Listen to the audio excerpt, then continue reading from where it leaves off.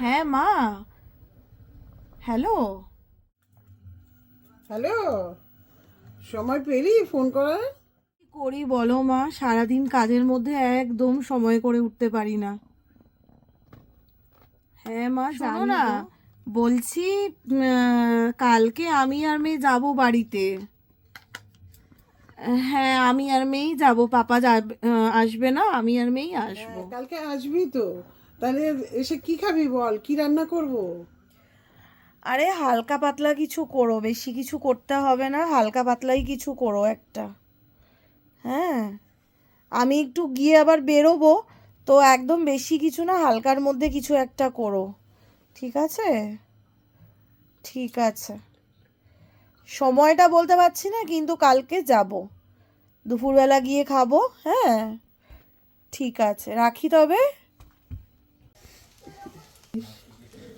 এই জন্য জানিয়ে আসতে চাই না, মাকে বলেছিলাম যে হালকা পাতলা কিছু একটা করো, ফ্রাইড রাইস, চিকেন, মাটন, তার সাথে তো আরও যাবতীয় জিনিসপত্র ছিলই।